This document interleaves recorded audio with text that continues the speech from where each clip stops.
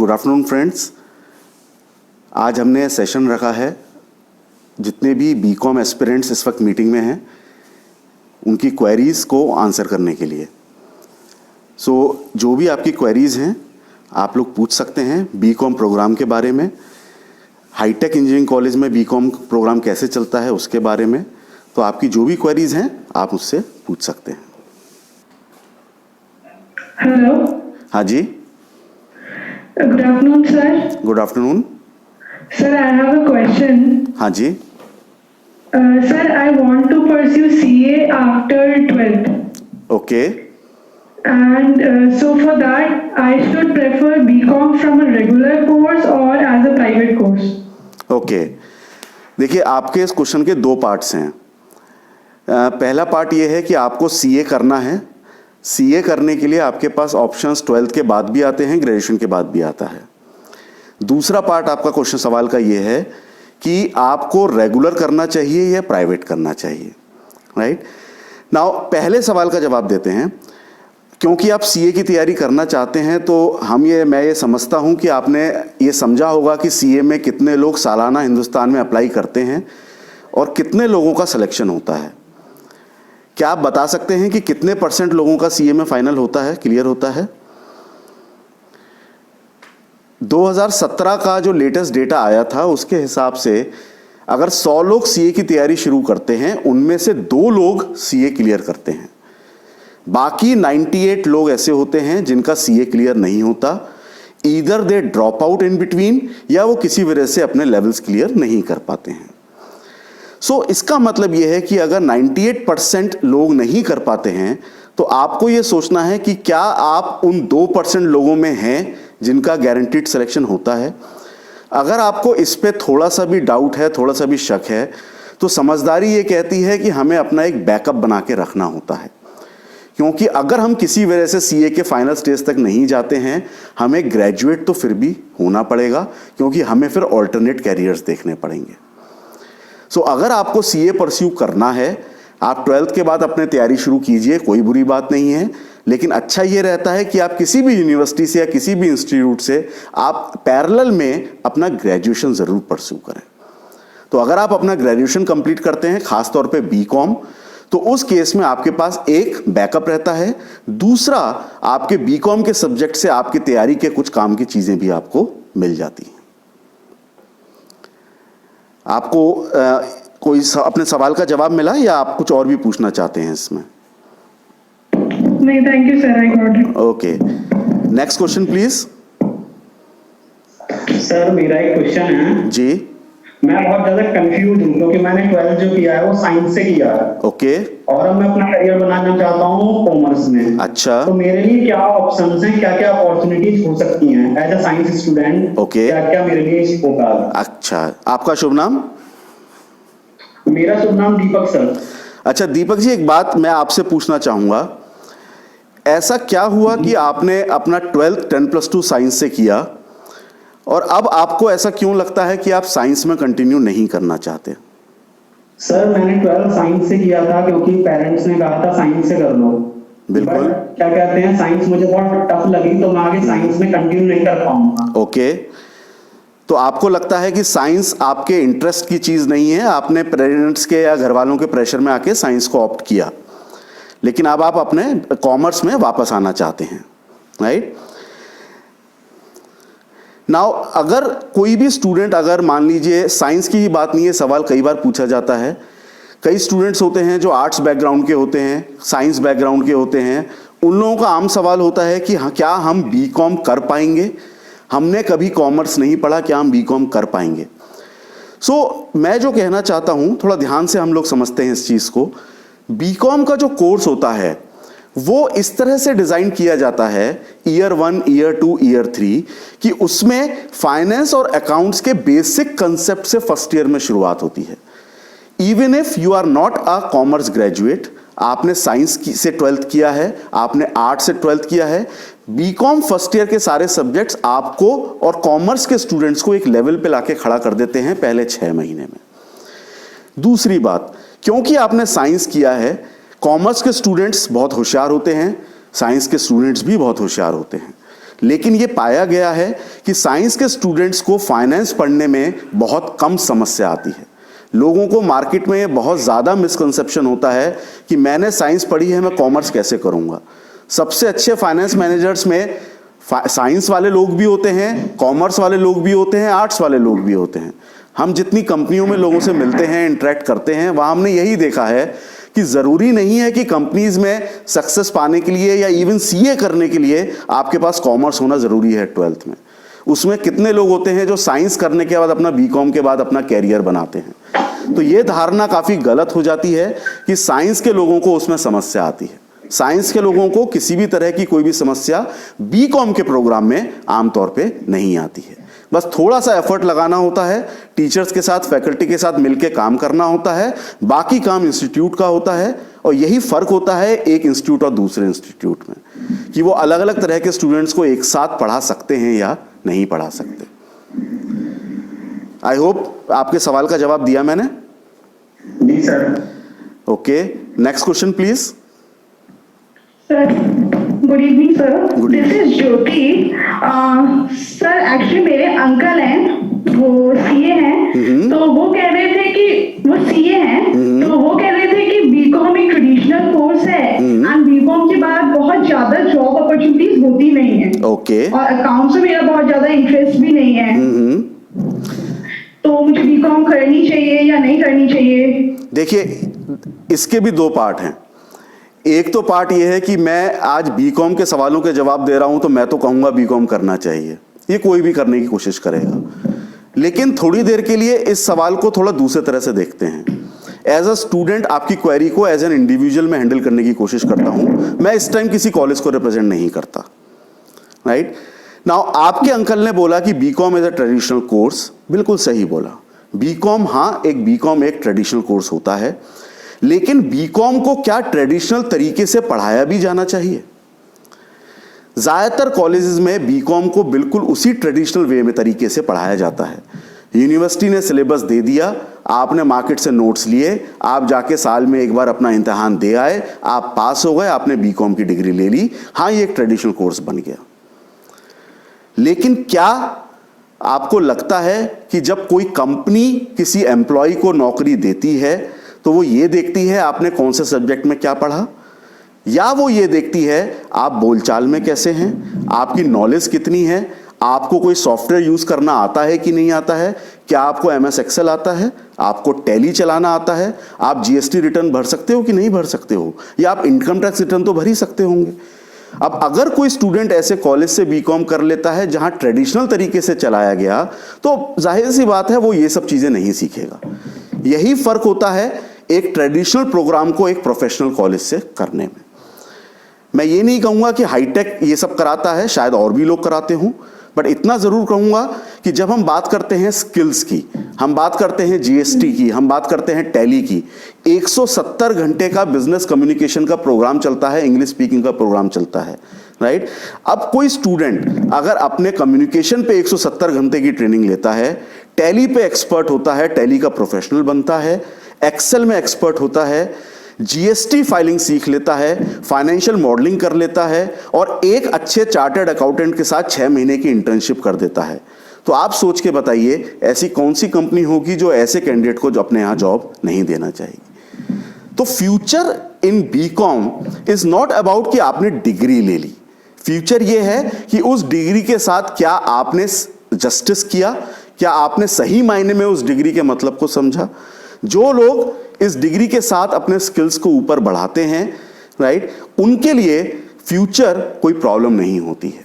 और यही फर्क होता है एक ट्रेडिशनल बीकॉम प्रोग्राम में और एक प्रोफेशनल इंस्टीट्यूट के द्वारा कराए गए बीकॉम प्रोग्राम में. राइट तो मुझे लगता है कि आपके अंकल जो एक चार्टर्ड अकाउंटेंट हैं, बहुत अच्छी बात है. मुझे लगता है कि हमें भी उनसे कुछ सीखने को मिल सकता है.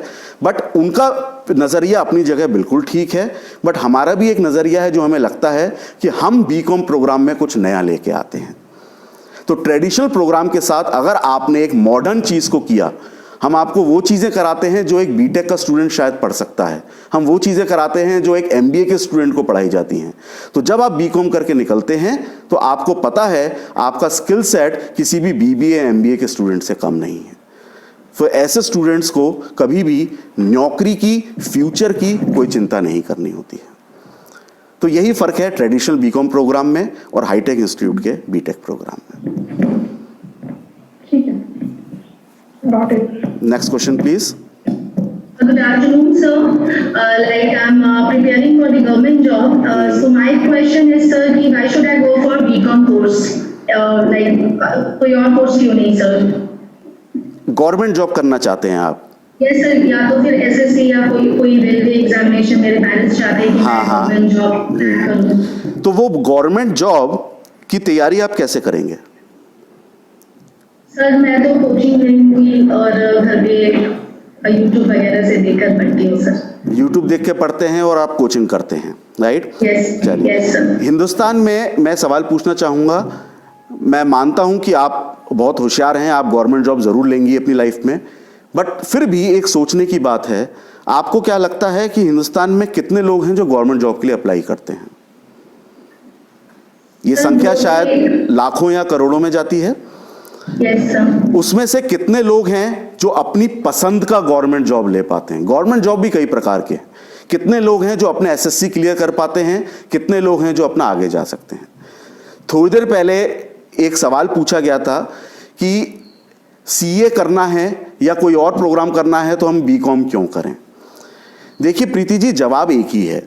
जवाब ये है कि एक अपना बैकअप बना के चलना बहुत ज़रूरी होता है। आप कोई ना कोई एक कोर्स साथ में ग्रेजुएशन एटलीस्ट करना चाहते हैं, बट कहानी यहाँ पे ख़त्म नहीं होती है। असली बात आती है कि आप कौन सा प्रोग्राम करना चाहते हैं जिससे आपकी उस प्रिपरेशन में भी आपको मदद मिले। अब क्योंकि आपका फोकस पूरी तरह से गवर्नमेंट जॉब प्रिपरेशन पे है, तो आपको एक ऐसा कोर्स लेना होगा जिसमें बहुत ज़्यादा टेक्निकल आपको शायद जाने की ज़रूरत ना पड़े, राइट? तो बीकॉम कोर्स आमतौर पे एक ऐसा कोर्स होता है जिसमें बेसिक मैथमेटिक्स के साथ साथ basic statistics, accounting, basic aptitude, वो सब चीज़ें जो किसी भी गवर्नमेंट एग्जाम में पूछी जाती हैं, वो सारी चीज़ें आपके सब्जेक्ट्स का हिस्सा होती हैं। उसके अलावा हाईटेक इंजीनियरिंग कॉलेज में इस चीज़ का हम लोग ध्यान रखते हैं। हमें पता है कि बहुत लोग गवर्नमेंट जॉब्स के लिए, एसएससी के लिए अप्लाई करना चाहते हैं। इनफैक्ट आपको जान के खुशी होगी, हमारे पिछले साल का एक alumni who was actually an IAS topper, उसने यहाँ पे अपना पूरा बीटेक कोर्स करते हुए अपने आईएएस की तैयारी की और आईएएस को क्लियर किया। सो अपना कोर्स जब आप ऐसे कॉलेज से करते हैं जो आपकी एस्पिरेशंस को, आपकी इच्छाओं को ध्यान में रखते हुए आपको तैयारी करने में आपकी मदद करता है, आपको वो इंफ्रास्ट्रक्चर प्रोवाइड करता है कि आपको खुद यूट्यूब से बैठ के चीज़ें ना सीखनी पड़ें, आपको अलग से ये चीज़ें सिखाई जाएं। इसके लिए हमारे पास 2 डिपार्टमेंट हैं जिनका फुल टाइम काम यही है कि बच्चों को कैसे एप्टीट्यूड की तैयारी कराई जाए। और एप्टीट्यूड आप जैसे जानते हैं, एप्टीट्यूड और जनरल नॉलेज ये 2 मेजर हिस्से होते हैं किसी भी कॉम्पिटिटिव एग्जाम के। सो अपने आप से कोचिंग करने से अच्छा है अगर आप एक कॉलेज में फुल टाइम कोर्स करते हैं, जिसे हम लोग कहते हैं एक तीर से 2 निशाने। आपने अपना ग्रेजुएशन भी कर लिया, साथ में आपने प्रोफेशनल तरीके से अपनी एग्जाम की तैयारी भी कर ली। तो इसलिए हम लोग ये कहते हैं कि कोचिंग सेंटर में जाने से अच्छा है मैं ये नहीं कहता कि आप हाईटेक में आइए, मैं सिर्फ ये बता सकता हूं कि हाईटेक क्या करता है, चॉइस आपकी है। लेकिन बेटर किसी कोचिंग से अच्छा है या यूट्यूब से पढ़ने से अच्छा है आप किसी प्रोफेशनल कॉलेज में जाके एडमिशन लें, ताकि आप अपनी पढ़ाई भी कर सकें और साथ में कॉलेज की मदद से आप अपनी तैयारी भी कर पाएं। ये मेरी तरफ से एक सजेशन है, बाकी डिसीजन आपको लेना है। Thank you, sir. Thank you very much for your suggestions. Thank you. Next question please. Any more questions? Yes, good evening, sir. जी, good evening. Sir, my name is Komal Goyal. जी सर बेसिकली मेरा question ये है कि मेरी financial condition बहुत ज्यादा strong नहीं है, जिसकी वजह से सर बस मुझे यही पूछना था कि हाईटेक कॉलेज मुझे पार्ट टाइम जॉब प्रोवाइड कराएगा? देखिए, हाईटेक कॉलेज कायदे से अगर हम बात करते हैं ये एक एजुकेशन इंस्टीट्यूशन है, लेकिन हम ये भी समझते हैं कि हर स्टूडेंट की फाइनेंशियल कंडीशन, माली हालत बहुत अच्छी नहीं होती है। इसके लिए हम लोग 2 तरह से काम करते हैं। पहला होता है, कुछ स्टूडेंट्स ऐसे होते हैं जो जॉब के साथ साथ पढ़ाई भी करना चाहते हैं, कुछ इनकम भी चाहते हैं लेकिन पढ़ाई बीच में नहीं छोड़ना चाहते। ऐसे स्टूडेंट्स के लिए हम लोग इंटर्नशिप्स की ऑप्शंस प्रोवाइड करते हैं। हर सेमेस्टर में सेकंड सेमेस्टर से हम शुरू करते हैं हर स्टूडेंट को इंटर्नशिप करने के लिए, क्योंकि हमारा एक अलग से ट्रेनिंग एंड प्लेसमेंट डिपार्टमेंट है जो कंपनी से बात करके आपको इंटर्नशिप्स की अपॉर्चुनिटी प्रोवाइड करता है। ये इंटर्नशिप्स शॉर्ट टर्म भी होती हैं, लॉन्ग टर्म भी होती हैं। आप 15 दिन की इंटर्नशिप पे भी जा सकते हैं, आप 3 महीने की इंटर्नशिप पे भी जा सकते हैं, और अगर आपके काम से कंपनी खुश होती है आप सेकंड ईयर के बाद फुल टाइम जॉब भी ज्वाइन कर सकते हैं और साथ साथ अपना कोर्स भी कंप्लीट कर सकते हैं। ये बात आप कोमल, आपने नाम बताया, कोमल जी आप एक बात समझेंगे, अगर हम अपने खुद से किसी कंपनी में जाके इंटरव्यू देने की कोशिश करते हैं, मुझे उम्मीद है आपने ये कोशिश की होगी पहले भी, जब हम खुद से किसी कंपनी में इंटरव्यू जाके इंटरव्यू देने की कोशिश करते हैं, आपके साथ वहां पे किस तरह का बर्ताव किया जाता है? सर बहुत ज्यादा इंटरेस्ट शो नहीं करते इंटरव्यूअर। क्यों शो नहीं करते? आपको क्या लगता है क्या कमी है, क्यों शो नहीं करते? सर कहीं ना कहीं कॉन्फिडेंस कम होता है। कॉन्फिडेंस कम होता है, अच्छा। कहीं ना कहीं सर 12th पास होते हैं तो वो उनको कंसीडर नहीं करते हैं। ओके। तो सर इसीलिए मैं ये चाह रही थी कि मैं जहां से भी अपना ग्रेजुएशन करूं तो एटलीस्ट मैं मेरे पास ये थोड़ी सी श्योरिटी हो कि पर्टिकुलर कॉलेज मुझे हेल्प आउट करेगा जॉब लेने के लिए। देखिए कोमल जी, यस सर। देखिए कोमल जी, आपने अपने सवालों का खुद ही जवाब दिया मुझे अभी। जी। आपने कहा शायद कॉन्फिडेंस की कमी है, यस सर। आपने कहा शायद नॉलेज की कमी है, या हमने सिर्फ 12th किया है, राइट? अब जब कोई कॉलेज किसी कंपनी को बुलाता है तो मामला थोड़ा सा अलग तरह से चलता है। कॉलेज में कोई कंपनी क्यों आती है? कोई कंपनी हाईटेक कॉलेज के पास क्यों आएगी कि भाई हमें स्टूडेंट्स दो? वो इसलिए आती है क्योंकि कंपनी को पता है कि पिछले 10 साल से 15 साल से इस कॉलेज से हम बच्चे ले रहे हैं और ये वो बच्चे हैं जिन्होंने हमारी कंपनी को कहां से कहां पहुंचाया है। सो कंपनी मेरे पर्सनल रिलेशन पे नहीं आएगी, कंपनी किसी और के पर्सनल रिलेशन पे नहीं आएगी। कंपनी तब आएगी जब उसे हम अच्छे कैंडिडेट देंगे और वो कैंडिडेट अच्छे से काम करेंगे। और कैंडिडेट अच्छा तब बनेगा जब हम उस कैंडिडेट को ग्रूम करेंगे, उसको ट्रेनिंग देंगे, उसको स्किल्स सिखाएंगे, उसको एप्टीट्यूड की तैयारी कराएंगे, उसको इंग्लिश स्पीकिंग कॉन्फिडेंस की तैयारी कराएंगे। तो यही स्ट्रेंथ होती है एक अच्छे कॉलेज की। तो कंपनी जब हमारे पास आती है, कंपनी को पता है कि 10 साल से इस कॉलेज से हमें अच्छे बच्चे मिले हैं, तो आगे भी ये कॉलेज से हमें अच्छे बच्चे मिलेंगे। तो बस यही फर्क होता है कि आपने कहा फाइनेंशियल कंडीशन अच्छी नहीं है, लेकिन फाइनेंशियल कंडीशन तो हमारे अपने हाथ में है। आज की डेट में हम नई पीढ़ी के लोग हैं, हमें पता है कि अगर हम ठान लेंगे तो हमें कोई रोक नहीं सकता। तो मेरा सलाह आपसे यही है कि आप अपने एक अच्छा कॉलेज छांटें, उस कॉलेज में जाएं जहां कंपनीज आती हैं, जहां इंटर्नशिप की अपॉर्चुनिटी होती है, और खाली इंटरव्यू के लिए नहीं जाना है। कंपनी में जाके काम क्या करना है वो काम भी तो आपको कॉलेज ही सिखाएगा। तो इन सब चीज़ों का ध्यान में रखते हुए मैं रिक्वेस्ट करूंगा कि आप अपने इस डिसीजन को दोबारा से सोचें और देखें कि कॉलेज को छांट के एक अच्छे कॉलेज में जाएं और अपना कैरियर को आगे बढ़ाएं। बाकी उम्मीद मुझे पूरी है कि आप जिस फाइनेंशियल कंडीशन की बात कर रही हैं वो सिर्फ 3 साल की प्रॉब्लम है। आने वाले 2 सालों में आप अपने दम पे अपनी मेहनत से उस प्रॉब्लम को खुद दूर कर पाएंगे। Thank you sir. Any more questions? Okay, I think we have answered many questions. I thank you all for joining this seminar. Right? Thank you and have a good day.